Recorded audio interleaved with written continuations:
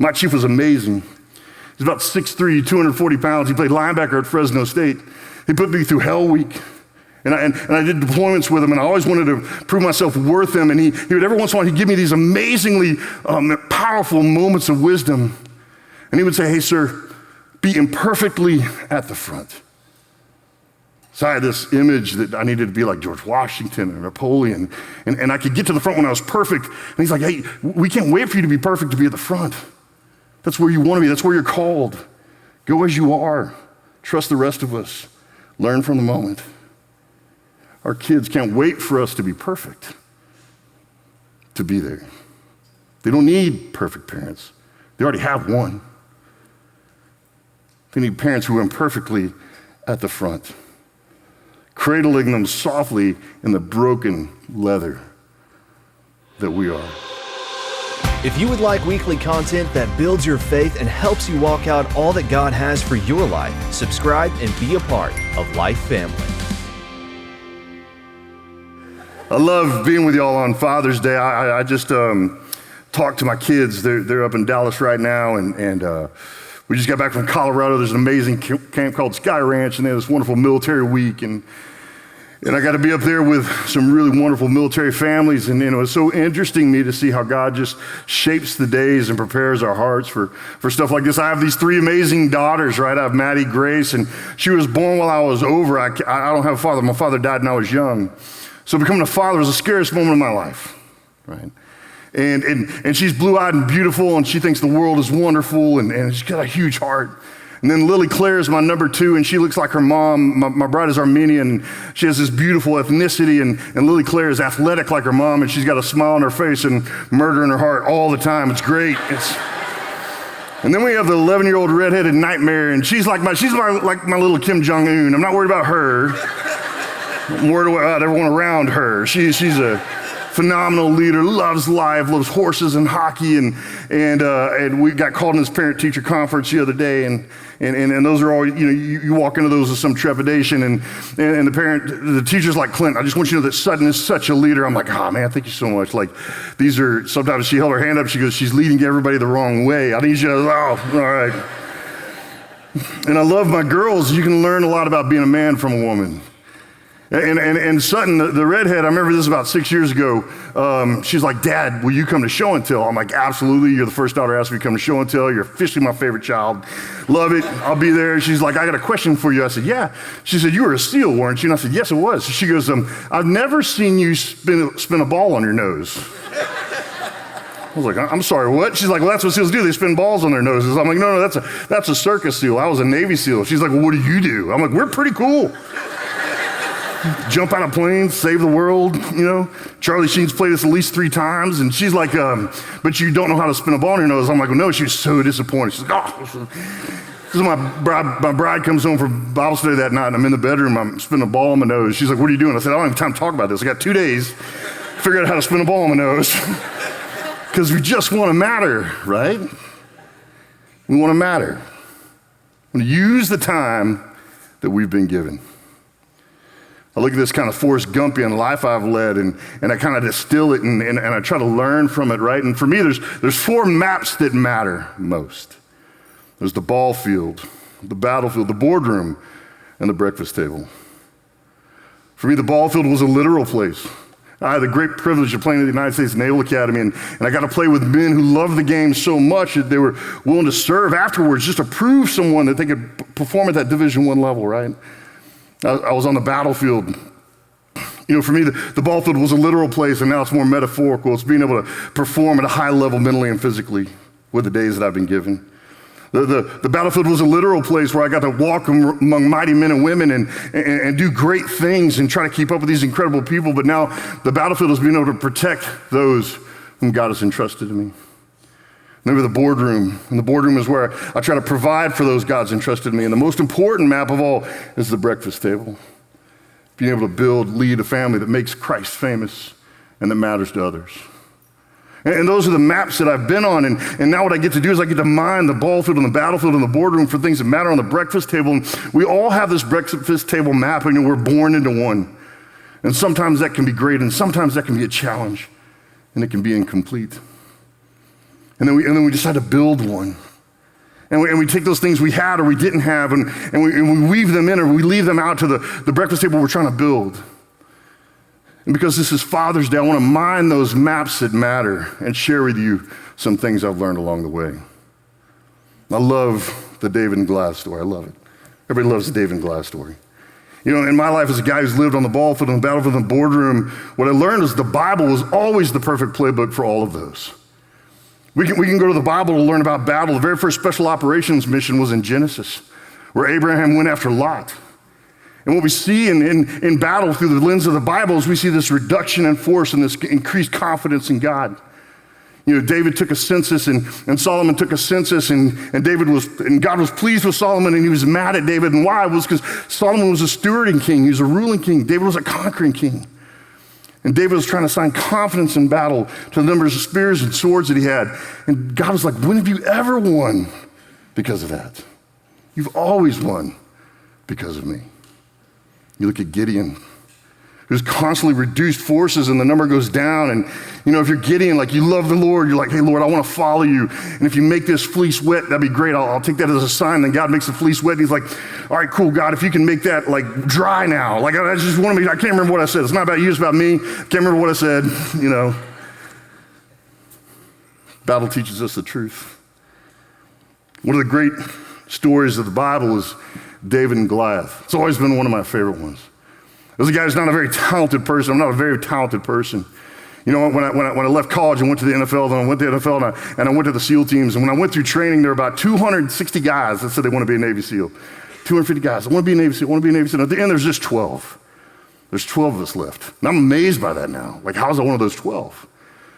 When I was going through training, I wasn't trying to figure it out. I was just trying to make it through the next one, right? Make it to the next meal, make it to the next day, make it to the next month.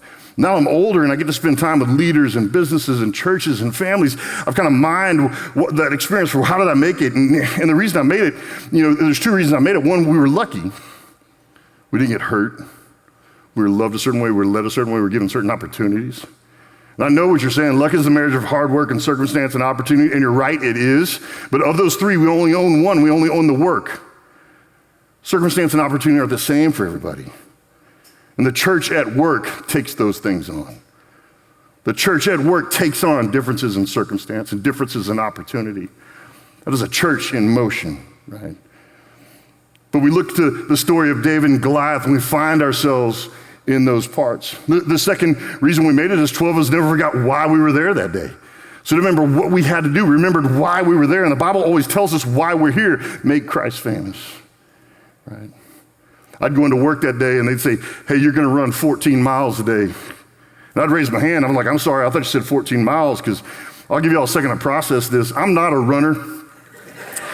I know y'all are looking at me like that man is a gazelle. He can run for days. It's not true. I don't like running. If you run marathons, stop immediately. I'm going to try to save your life. Battle of Marathon, the Greeks won. Phillips ran 26.2 miles. He went to the king, goes, we won. You know what he did then? He died. And I don't think we need him all that kind of behavior. Get a bike, ride a horse, take a hoverboard. I'm not running 26 miles. 14 miles, all right, that's what I have to do because I know why I'm here. That's just what I have to do because I know why I'm here. The next day, you're gonna swim 8 miles in the ocean. In the ocean? Yeah, well, there's sharks in the ocean, yeah? Well, if you're a shark, who do you eat? Me or the guy like running marathons? You know, you eat that guy's like feeding a bear lettuce. You didn't fill him up, probably just made him angry. Eat me, I don't know if sharks hibernate. That one's gonna, he's fine. 6 months ate that big guy, right? But when we know why we're there, the what's stay small and the what's are many. And the Bible helps us navigate the why and be resistant to the what. And we look at the story of David and Goliath in 1 Samuel 17, we can see so much of the world that we still live in. Look at the roles and the personalities and the things that are in the story of David and Goliath. When I became a father, my role within that ecosystem of David and Goliath became very different, and that's what I want to share with you today. So when we open up to David and Goliath, we look at 1 Samuel 17, the first person we encounter is Goliath, the world. Everything that's telling us to settle, be less than, don't frustrate, compromise. I've always felt like apathy, appeasement, and accommodation is permission. Apathy, appeasement, and accommodation is permission. And we know what we're about. and we gently and lovingly hold the line. And Goliath is that gravitational pull to settle, to lower, to relent, to move away from these things that God told us is good and right. Goliath was loud. He was 10 feet tall, allegedly. His armor alone weighed 126 pounds. You know, his sword and his spear, he was the personification of evil. And he was intimidating, he was boastful. And as I look at that story in my life, I have to look at Goliath through the lens of an adversary, but I also have to be careful to make sure I'm not the Goliath in the life of those who God's entrusted to me. To be honest with myself and go, hey, Clint, when have you been the Goliath? When are you the Goliath? What circumstances in your life put you in a Goliath type of mode? When do your family want to run from you instead of run towards you? And I find Goliath in myself every once in a while. And I back away from that. And I ask for forgiveness. And I seek reconciliation. Goliath is an easy person to judge until we find percentages of ourselves in this person of Goliath.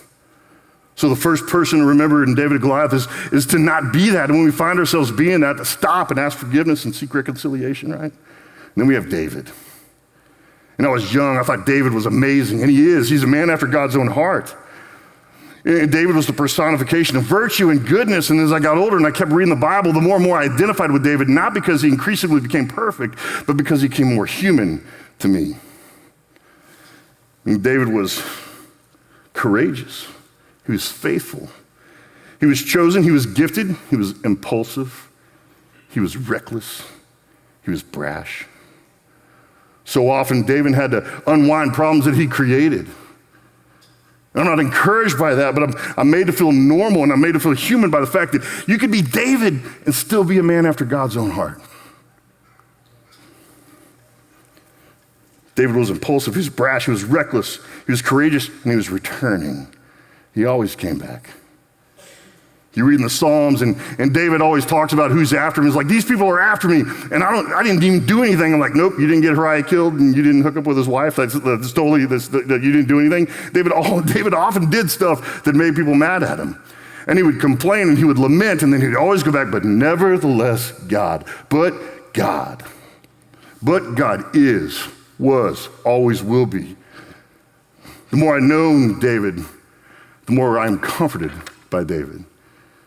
Because I can be these things, and yet if I return to my Creator humbly, I can be a man after God's own heart. David always found a way back, either through self-awareness or through direct confrontation of accountability, of community. Those small groups going like, hey, I don't think you see what I see. And if you see that, you're going to be disappointed in yourself, and I don't want you, so just listen to me. I love you. I'm calling you to be who you said you wanted to be when only we were listening. We talked about David. We talked about Goliath. We talked about the stones. Everyone likes talking about the stones. There's always some allegory or some metaphor to the stones, right? And you know, they're the 5 tribes, they're the 5 this. I think there were 5 stones just because David was imperfect. He was human. He misses. I never carried as many bullets as we thought. I always carried 10, 30 times more. Like I was a magnet. I carried so many bullets on me because I was scared. Like when you're in battle, like you're my size, you can't even hide behind anything. You jump behind a tree, and you're like, man, there's like inches of me on either side of this tree. And the guys are hiding behind you. And they're like, stop moving, you're covered. I'm like, I'm not covered, I'm a human being. You know, concealment is how you hide, cover is how you stay safe. And the guys are like, this is bad, like get away, shoo, right? If you're at 9,000 feet, move, I just got behind this tree. Give me a second, man, I gotta catch up my breath. There were 5 stones because David was human. He didn't know how many. I bet if we could take a time machine and go back there, we would find David with 5 stones in his hand, standing amongst a pile of stones. And stones, as I became a father, were my kids. These things that were entrusted to me. We look at the quality of these stones, and you know they were smooth by years being poured into, on, and around. To be loved well by church and school and friends and family. They're just smooth by that constant dripping of hopefully holy water. The best stones for a sling were delightfully down the middle. They were never the most of anything, the biggest or the smallest. They were right down the middle. In battle, there were really three types of units. There was artillery, there was infantry, and there was cavalry. Cavalry was the horses and the chariots, and infantry was what Goliath was, armor-plated, meeting the enemy face to face. And then you had artillery, which is archers and slingers. And here's where we find the stones, willing and able to massively affect the battle from a distance, doing what they were built to do if they have who I found myself to be most as I become a father. As I become a father, and my wife has become a mother, and as we look to the life that we have right now, here's why I found myself most encouraged, the sling. No one talks about the sling. The sling is like this unheralded but acknowledged part of the story, but the sling is the magic. And we look at our role as parents and we begin to see ourselves as the sling and what happens when a sling is entrusted to an all-knowing, all-good, all-perfect creator, we can be encouraged. The Bible is true. God-breathed, inspired, perfect for counsel, teaching, and reproof. And if the sling is in the Bible, it's because God wants us to know something about the sling. You know, God has entrusted to me these stones. And either I'm going to be the slinger or I'm going to be the sling in the hands of a perfect and wonderful God. Slings are fascinating things to study. They were looked down upon because economically they had very little value. They were easy to make. Just some wool and some fiber and some leather. Stretched to its limits. And slings, as we look at them, as we unpack them, I begin to identify more of the sling. Slings are at their best when they're broken. A new sling is very similar to a new baseball glove. You don't go to Sporting Authority and buy a baseball glove and right out to the game. No, you beat that thing, you work it. You make the leather soft and supple. That's how it feels sometimes to be a parent, to be broken in, to be weary, to have been stretched beyond my limits. And as I read through David and Goliath, I'm so encouraged that the way I feel so often embodies the characteristics of the sling. I had an amazing chief in the military. The enlisted is where the talent is in the military. Except for the aviation community, the enlisted is what the world fears when it looks at the American military. And if the enlisted are the backbone, the senior enlisted are the spinal cord. The master chiefs, the staff sergeants, the chiefs. My chief was amazing. He's about 6'3", 240 pounds. He played linebacker at Fresno State. He put me through Hell Week. And I did deployments with him, and I always wanted to prove myself worth him. And he would every once in a while, he'd give me these amazingly powerful moments of wisdom. And he would say, hey, sir, be imperfectly at the front. So I had this image that I needed to be like George Washington and Napoleon. And I could get to the front when I was perfect. And he's like, hey, we can't wait for you to be perfect to be at the front. That's where you want to be. That's where you're called. Go as you are. Trust the rest of us. Learn from the moment. Our kids can't wait for us to be perfect, to be there. They don't need perfect parents. They already have one. They need parents who are imperfectly at the front, cradling them softly in the broken leather that we are. And we become aware of the fact that God has knitted us together perfectly in the womb. He has formed us for moments like this. I remember we did a pretty spectacular mission one time in the days after 9/11, and I'm not one of these guys that talks about what happened over there, because I think what happened over there needs to stay over there, and I didn't do very much. I just know so many people that did more than me, and you know, as I hearken back to I was always in the company of these amazing people. And as I've looked at that experience, what I've realized is, there wasn't talent. Talent wasn't the difference between being excellent and being a leader. It was the ability to reload instead of just relax. Now look at these 260 guys that made it through training. 260 guys that started and 12 of us made it through training. And I unpacked like, how is I one of these 12? I'm not a very talented person. I call myself the achieving average. I'm an achieving average. I'm not an average achiever. It's a little bit of a play on words. When I say I'm an achieving average, what I mean is, if you were to aggregate all my gifts and abilities, you find me to be a high C or a low B in just about everything except for looks. I'm a good looking guy, man. It is what it is. I know y'all are like, that's a handsome man. I'm like, I know, I was leaving the house yesterday, I caught a glimpse of myself in the mirror, and I turned to look at my bride and said, hey, babe, I can turn it down, but I can't turn it off. It just is what it is. And she laughed too, which is a little bit hurtful, right? but to stop looking at what I'm not and to begin looking at what I am and to trust that the Lord is perfect in that experience, that I'm fearfully and wonderfully made. That I'm like Esther. We had this mission and we came back from the mission. It was so fascinating to me that the first scripture that popped in my head in that mission was about Esther. Esther 4:14, when Mordecai comes up to Esther and goes, who knows, for a moment such as this, you were made. The Bible tells us everything we need to know. What the Bible would tell us to do with this thing called being a daddy, being a parent, is to give our kids permission to be imperfect, to show them how we've chased this perfect, all-knowing, all-loving, all-good Creator, not in an attempt to imitate, but to pursue. And then that imperfectness still be loved. When you look at how a sling is put together, it's just rope. And you have this leather pouch. And the more it's broken in, the more it can fit that stone. And that linkage between the pouch and the stone is what makes it fly far and fast.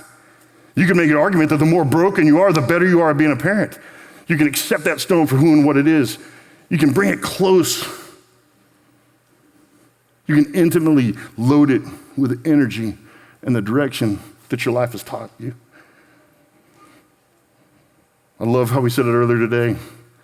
When we begin to look at our brokenness, rather than brokenness, look at it as being broken in, we begin to see that we're fit to lead and love those stones that God has entrusted us. We're made for such a moment as this. Our kids need us to be present, not perfect. Can't wait for us to figure it out.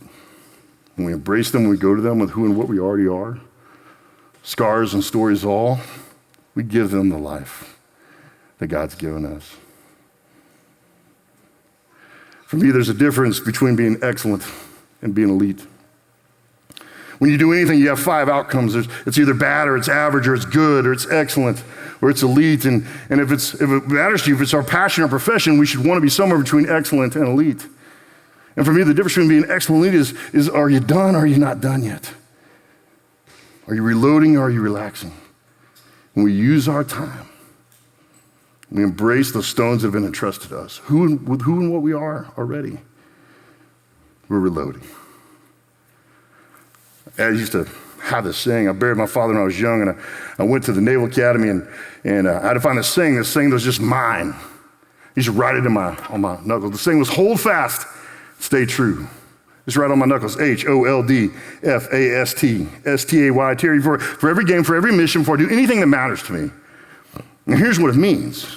In the olden days, when ships were made of wood and men and women would go out to sea and the storms would rise on the deck of a ship, everybody on the deck of a ship would look at each other and yell, hold fast, hold fast, hold fast. And they're telling each other to do is hold fast to the things that last, that are proven, strong, scarred, and still here. The Bible is unalterable, unedited, perfect. And this guy who struggles massively with insecurity, I've had to find my counterpunch with scripture, and I hold on to it. 1 Peter 5, 6, and 7, do not put on airs. God will promote you in his due time. He's very careful for you. Clint, who are you going to let write the book? You were the creator of the universe. Galatians 6, 9, do not go where you're doing what was right. And at time you reap a harvest and a benefit. What's right? I'm going to let Goliath tell me what's right. Or I'm going to let the word tell me what's right. Let's do that over and over again. Proverbs 22, 29. You see a person excellent at the work, they'll not speak for small men, they'll speak for kings and queens. Be so good they gotta play you. When they ask you what's different about you, you go, there's no what, but there's a who. There's a who that's different about me. And let me tell you about him. In Proverbs 27, 2, let no one boast for himself with strangers' lips and not his own. Don't sweat it. Do work. Be excellent. Shut up. Let God take you where he wants you to be.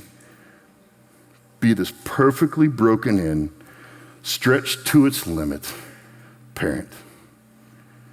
And welcome these stones entrusted to us with a supple leather that only comes from being broken in. My name is Clint Bruce, and I'm not done yet. And God's not done with me either.